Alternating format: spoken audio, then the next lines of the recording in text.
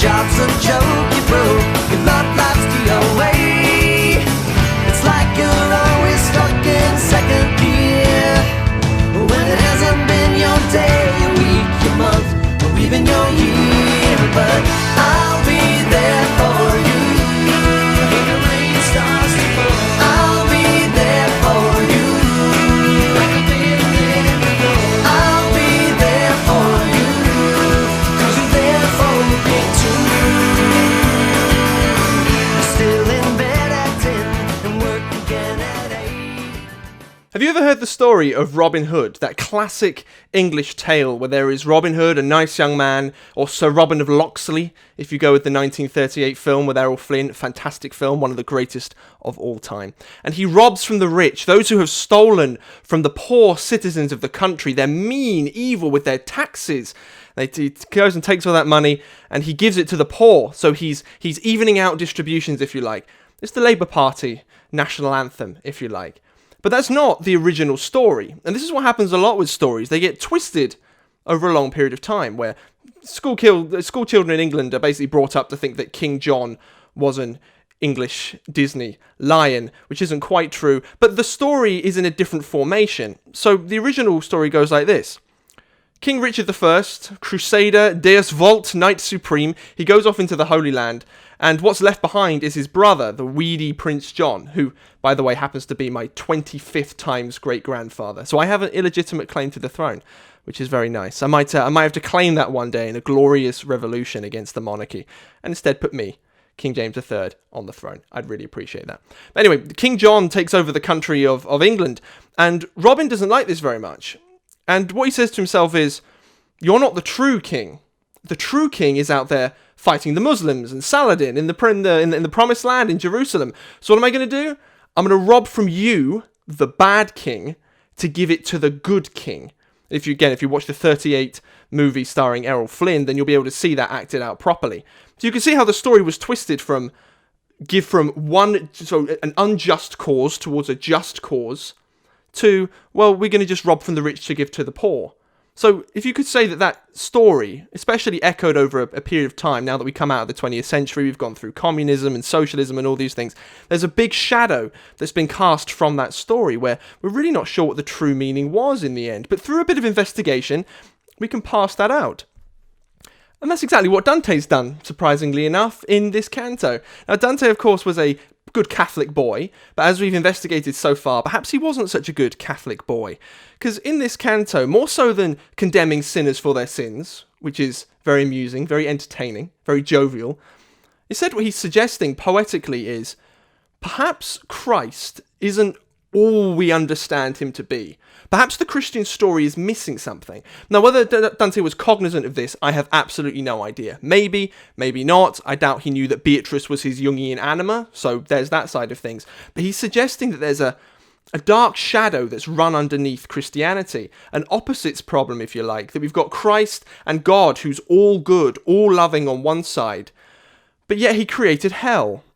And not just created hell, he enjoys putting people into hell. So there's kind of a dark shadow here where perhaps Christ's twin brother might have to come into this and take his rightful place, just as there is King Richard, who you could say perhaps is Christ, and you've got King John, who perhaps is Satan, rather than having a one-sided story of, well, Christ is all good and we're all going to be cuddly and happy and be communists together. Perhaps there are two kings side by side, and you have to make a choice which king that you want to serve. So without any further ado, let's crack on into the canto.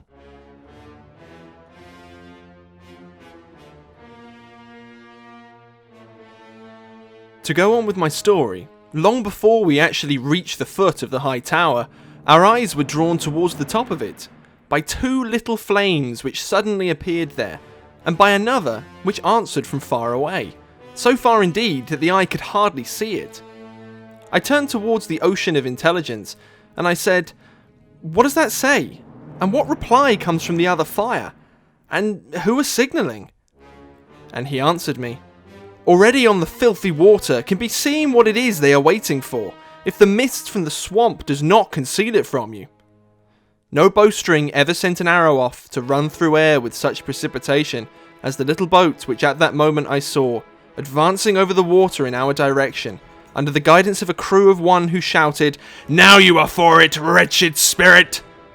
"Flagus! Flagus! Your shouts are wasted!" my master said. "This time, for you will have us just as long as it takes to cross this marsh."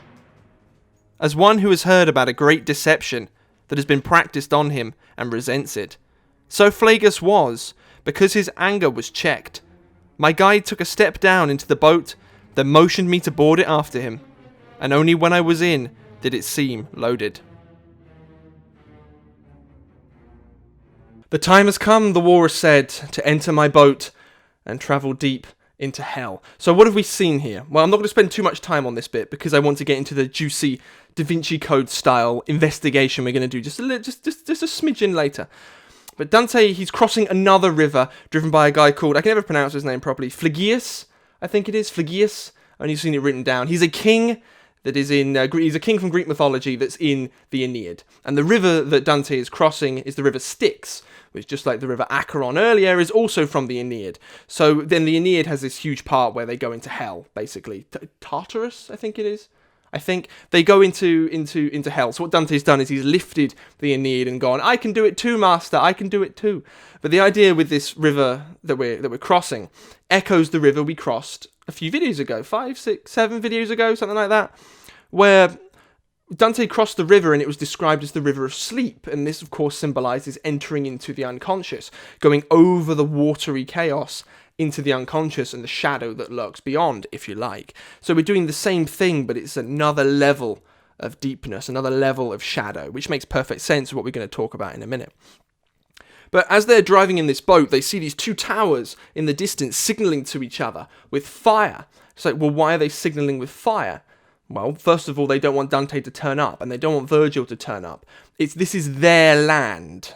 This is a key part we're going to talk about. This is their territory, belongs to them. It's just like a castle with a moat, or the White Cliffs of Dover, where you had all the Celts standing there with Julius Caesar coming across the channel. It's like, we don't want you to come any closer. And perhaps you could think about them signalling with fire as being, that's their method of communication, rather than speech and cadence and eloquence and logos, the sword of logos that we talked about last time. It's just fire. It's like a dog barking, if you want to harken back to the third circle of hell, where when a dog barks, there's no logos there. There's no attempt at a meaning. They're just signaling violently to each other, using that overpowering fear, the anxiety, the darker side of the eros. People not in touch with that anima, you could say, not in touch with that soul and that proper human experience side of life. So it's not looking too good for Dante and Virgil. What are they going to see next? I do wonder. As soon as my guide and I were in the craft, the ancient prow went on and cut deeper into the water than it did with the other passengers. While we scudded over the dead channel, there arose before me one plastered in mud, and said, "Who are you? Who come before your time?" And I answered him, "If I come, it's not to stay here, but who are you, who've made yourself so feckin' filthy?" And he said to me, "You see that I am one who weeps." I answered him, "With weeping and with sorrow, accursed spirit, stay where you are. I recognise you, though you are dirty all over." Then he stretched out his two hands towards the boat. The master, seeing this, pushed him away, saying, "Away there with the other dogs." And then he put his arm around my neck and kissed my face and said, "Disdainful soul, blessed is she who brought you into this world. In his life he was full of arrogance, and no good act embellishes his memory. Therefore his shadow here is furious. How many up there think themselves great kings, who here will wallow in the mire like pigs, leaving behind them nothing but infamous horrors?" And I said, "Master, I should very much like to see that man pushed down into the soup, before we get away from the lake, you and I." And he answered me, "Before the further shore comes into view, you shall see what you want. Such a desire ought to be gratified." So shortly afterwards, I saw such torture of that man, at the hands of those muddy people, that I praise and thank God for it to this day.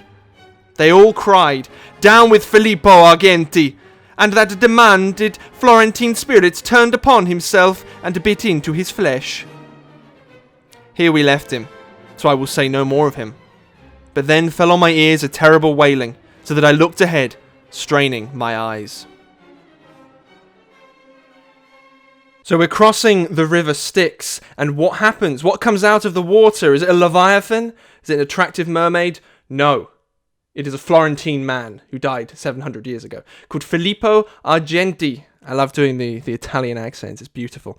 Now, Filippo Argenti and all the other people who are in this bubbling river, if you like, which we covered very briefly in the last video, but they are the wrathful, the angry, those people who let that, rather than just having no logos, rather than just, spending too much like it was last time, they're actually channeling that towards another purpose. You could say, and this is, again, crude, but it would be people who are shadow-possessed in the real typical way, people who just lash out at other people.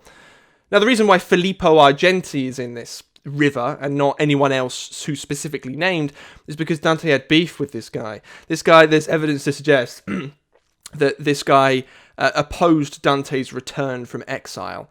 So it's like, again, Dante's doing some future looking and some backwards looking and all that within his poem. He's putting people he doesn't like in hell, and this becomes a problem. I know we've made light of it so far, but we've been leading up to this moment. I've led you like a moth to the flame, and I can turn a mirror on you and go, if you're excited about this, just wait. Just wait and see. Just wait and see.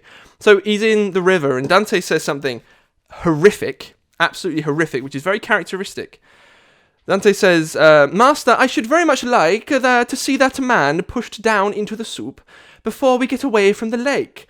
And then he also says, I saw much torture of that man, and I praise and thank God for it this day. So, let's get into some Christian virtue here, boys. We're meant to love one another and look after each other. The Sermon on the Mount, blessed be those who are the poor in spirit, and blessed be those who cuddle each other, and blessed be those who are happy men, or whatever.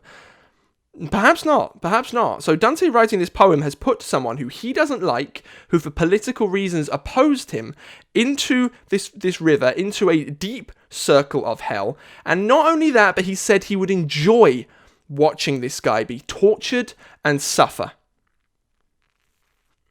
Yeah, that's not quite as the cuddly Christian that you might like to think. Now, we're going to cover this in just a little moment. Nietzsche says something very interesting in The Genealogy of Morals, and he points out that above hell, Dante has written, this too was made out of love. And Nietzsche goes, that's really clever. That's really, really smart. But Dante's missed out on putting a sign above heaven saying this too was made out of hate.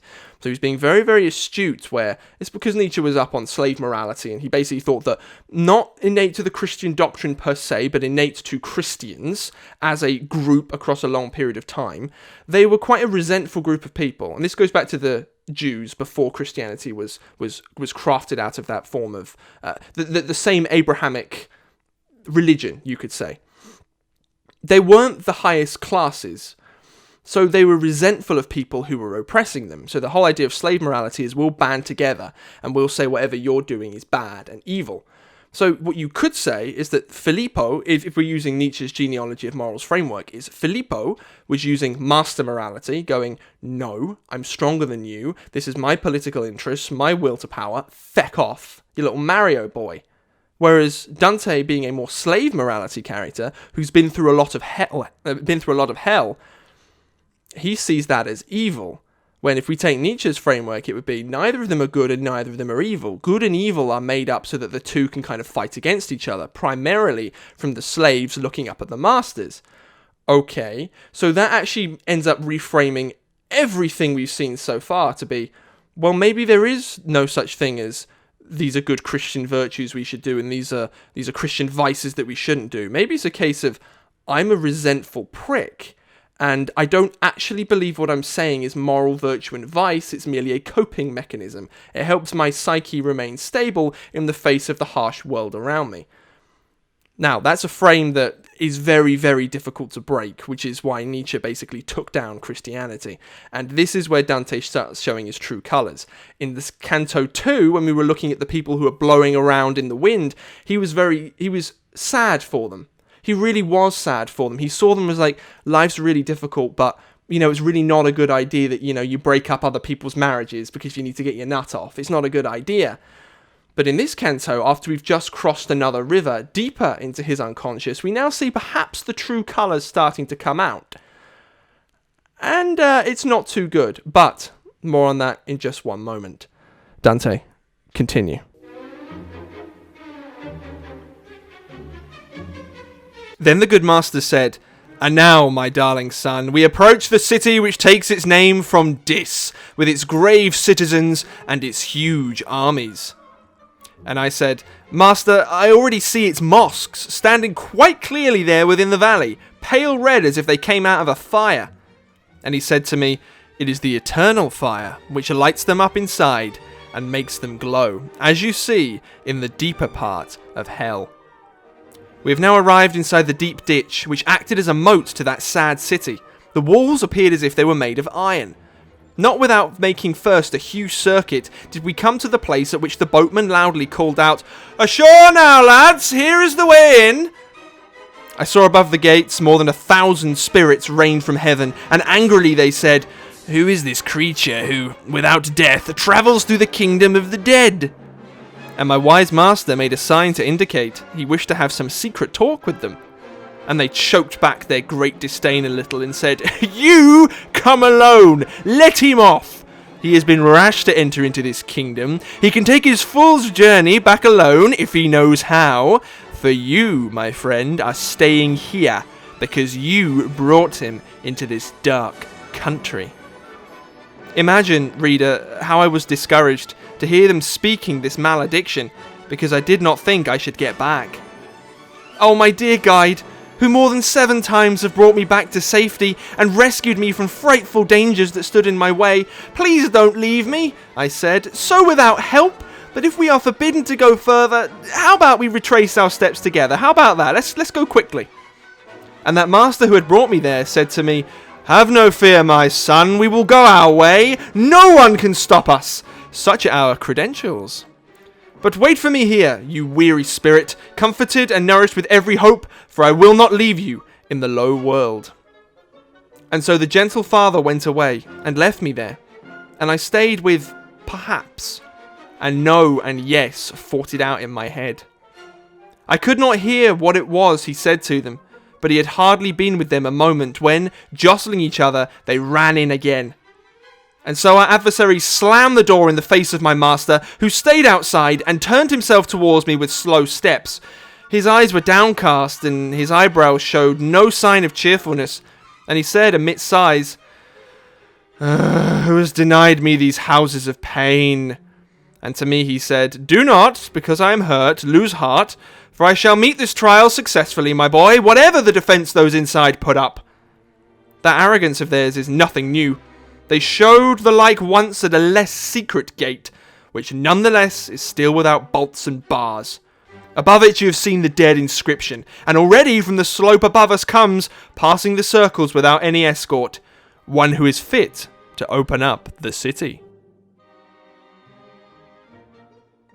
So Dante and Virgil have disembarked off this boat crossing the river Styx, and they've arrived at a place which Virgil describes as the city of Dis.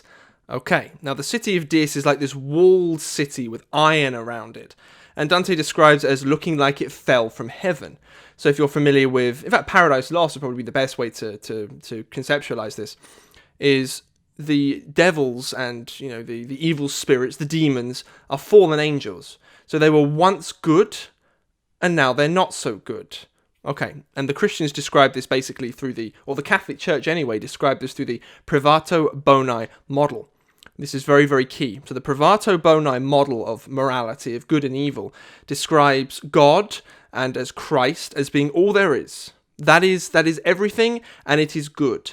But as you get away from God and as you get away from Christ, that's what we would call evil. But evil as its own phenomenon doesn't really exist. It's just a product of moving away from God. Okay, so basically in this framework of heavenly angels and demons and Satan, who is of course that classic archangel who fell from grace, that's literally what it was described as. Not that he was innately evil, not that he owned his own kingdom by default, is that he fell from the goodness. Now what this implicitly implies is human beings have a drive towards goodness. Very big problem. Massive, massive problem. And you might not think that it could be, but it really is. It's a change in the way that you view the Christian dogma, which makes you reconceptualize everything that's happened over the last 2,000 years. And you go, huh. Because in Ion, classic Jung's Ion, Jung describes the concentration camps, for example, gulags, if you like, as being, well, you could look at it through the Privato Boni model and go, are these things an accidental lack of perfection? No, that's just laughable. It's like it was Stalin accidentally lacking perfection. He just didn't have enough Christ. No, that's not true. It's almost laughable to say that. And do I have a mathematical proof for it? No. But it does seem almost comedic, a dark comedic element to say that.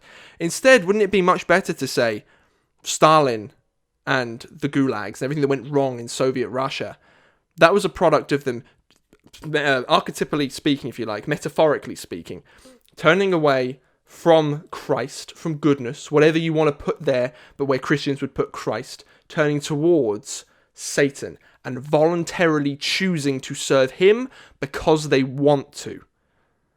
That's a very, very different way of saying, well, they didn't have enough Christ, so we just got to give Christ to people. And this doesn't take into account the Jungian shadow, and this is why the Jungian shadow is so important. The shadow is not just a lack of consciousness. It's not just the shadow cast behind you. It's its own autonomous entity. And I'm not saying the Jungian shadow is evil. I'm not saying the Jungian shadow is Satan. That's not correct. But it's the same metaphor. It's equal and opposite. You have ego and alter ego in the shadow. Equal and opposite, like a homeostasis between the two of them.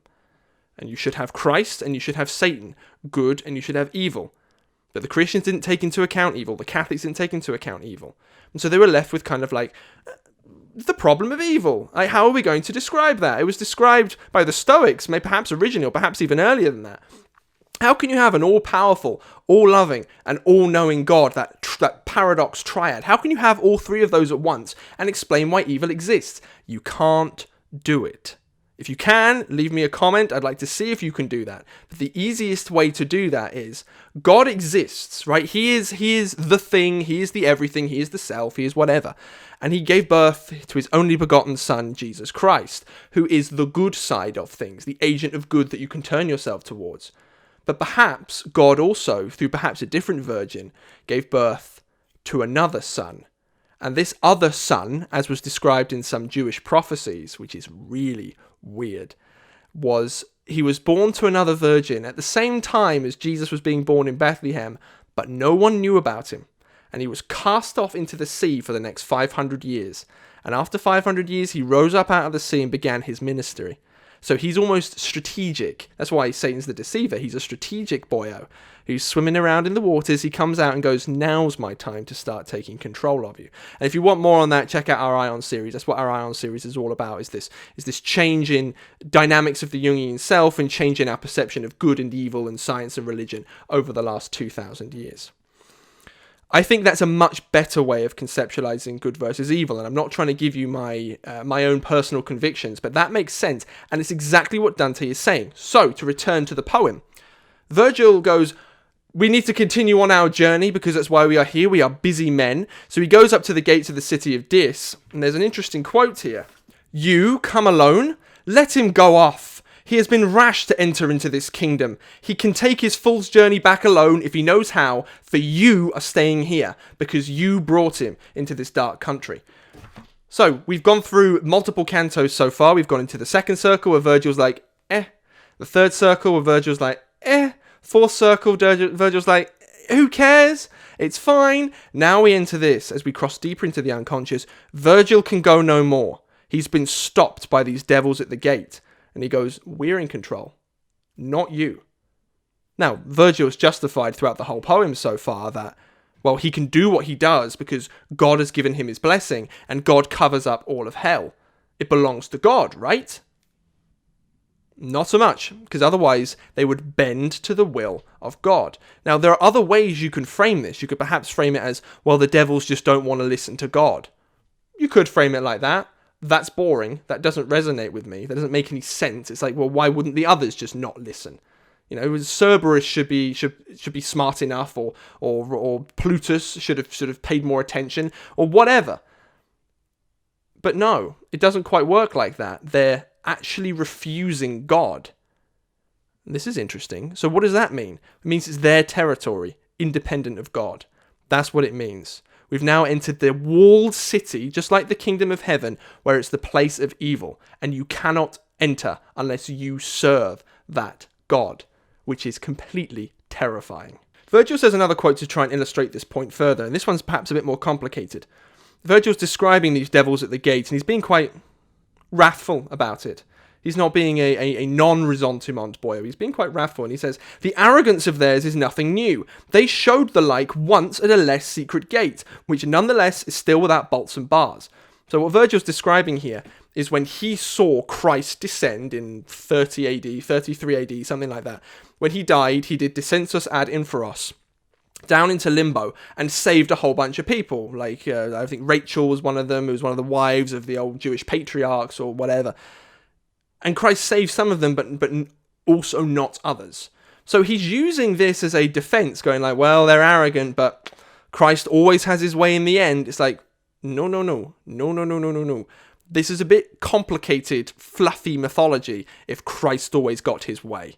Doesn't quite make any sense. It's a bit of a twist, if you like, to be, well, it was all set up so that before Christ died and rose from the dead, that everyone just sort of rotted in hell, and if you were a good enough person, despite the metrics changing for some strange reason, then Christ would save you, but if not, you are doomed anyway, even though you didn't have reason to believe he was the Son of God in the first place. It's weird. It doesn't make any sense. It's a strange reversal backwards. And it's far more easily explained by saying, well, hell is not Christ's domain.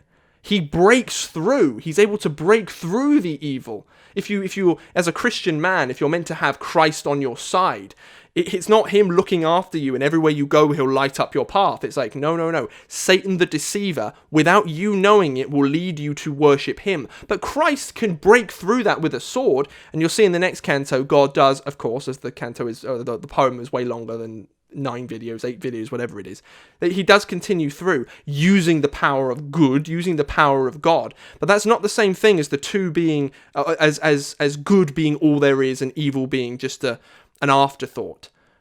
That still doesn't work. It still doesn't work. Christ and Satan are equal and opposite characters. And when you are doing something that is bad, so I'm going to reframe the rest of the canto and reframe Christianity for you. When you're doing something that is bad, you are unknowingly worshipping Satan. That's the idea. Satan is the deceiver, of course. And human beings don't like to think that they can be evil because their capacity for evil over a long period of time, over Christendom, especially since chivalry, about 1200, 1100 years ago, our capacity for chaos, if you like, has been put into our shadow. But it's still there, it's just in our shadow. So our capacity for evil, and Satan is in our shadow.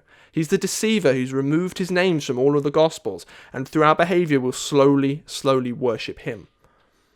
So a Christian man should do this is Jung's proposition, a Christian man should instead look to what the alchemists were doing, not what the Catholics were doing, not what the Protestants were doing, but look at the psychological literature of the alchemists and go, okay, the alchemists recognized the opposite's problem. They recognized good and they recognized evil. So did the Gnostics. In fact, the Gnostics gave Satan way more of a place. The Gnostic demiurge, the evil world that we lived in, gave him way more of a place than the Catholics ever did.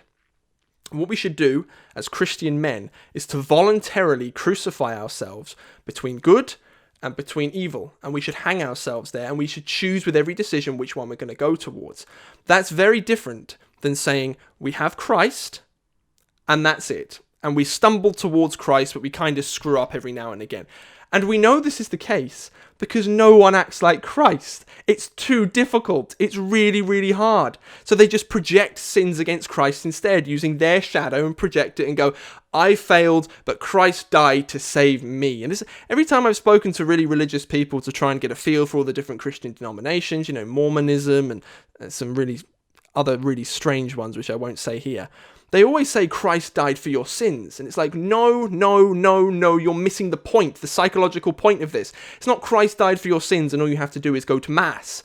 to get your sins saved. This is why Christianity is dying and decaying. It leaves you feeling resentful with nothing really to do on your back, and you just project all these things against Christ. If you imagine it instead as an equal and opposite deceiver, Satan, who is there beside him in his rightful place, then you'll realize that everything you don't do towards Christ is a step towards Satan. Heaven and hell balancing each other. And this is why one of the reasons why the Reformation was actually quite damaging to the Christian psyche in a way. The Reformation with Martin Luther, you could argue, was bringing about a more biblically sound version of Christianity.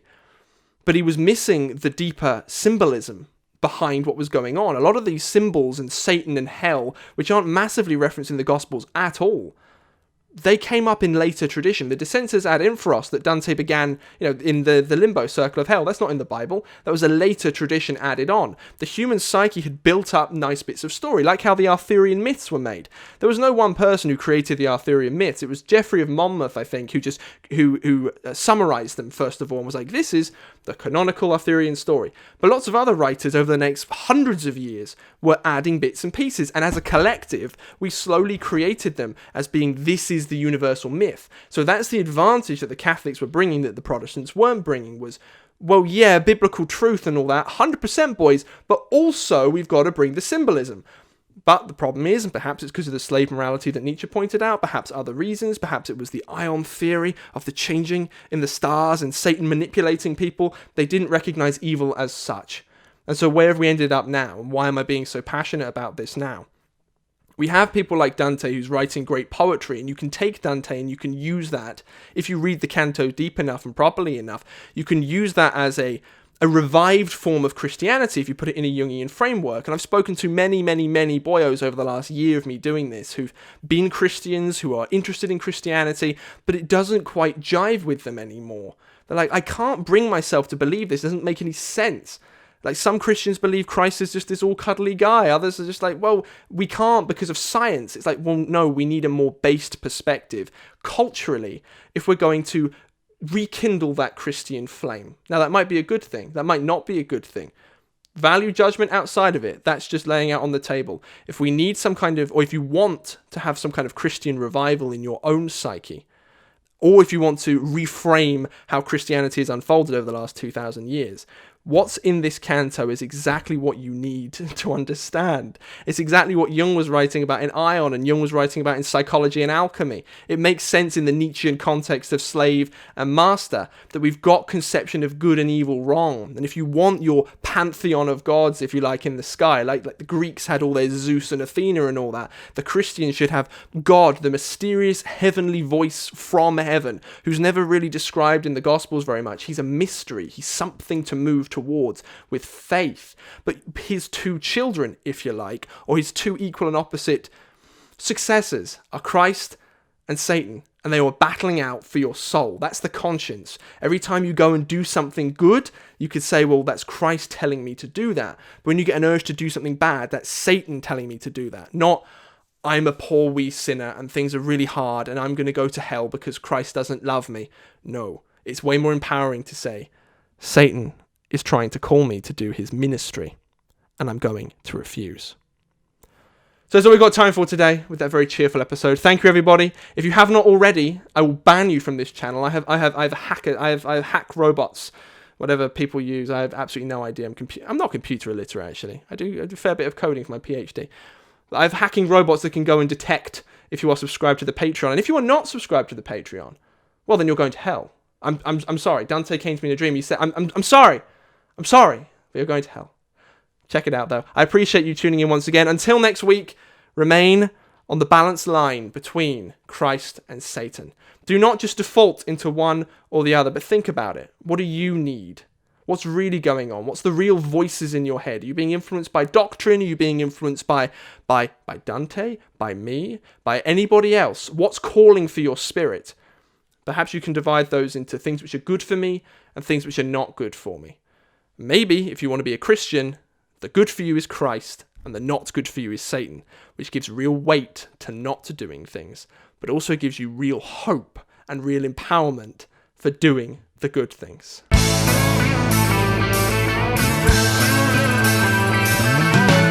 no one told you life was gonna this way. Your job's a joke,